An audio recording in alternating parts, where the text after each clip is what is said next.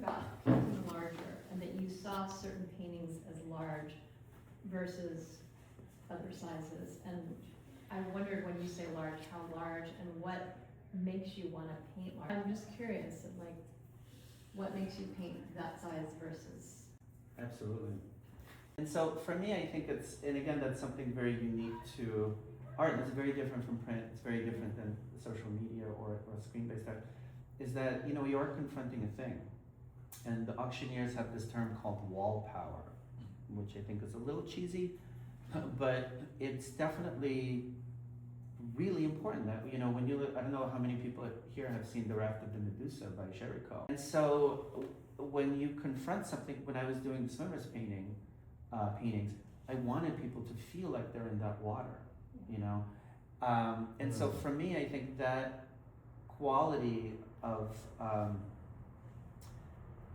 literally confronting an object is that it enters into your field of vision. And I think that's the way we encounter artworks. You know, if there's something very primordial in us that is calculating, is this a source of pleasure, harm, opportunity? You know, do I eat it? Do I fight it? Do I mate with it? Like, what is it?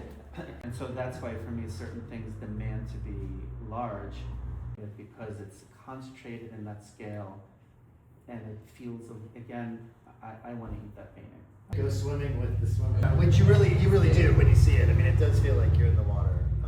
And the height that's And I want to finally say, I love that you just said that you want people to look at my painting or paintings and experience being in the ocean. Because I said to him today, when he was revisiting that painting in my house, I said, I love this because when it's really hot on an Ojai day, I walk in my front door and I go, oh, and I remember floating in the salt-filled water in Nice with my family, and I am like those people in that painting. And that's why that painting gives me joy, because there was emotion on that canvas. It brought you that emotion. And so grateful that you're sharing our work with us, your work with us here at CGBF and the OI community through November.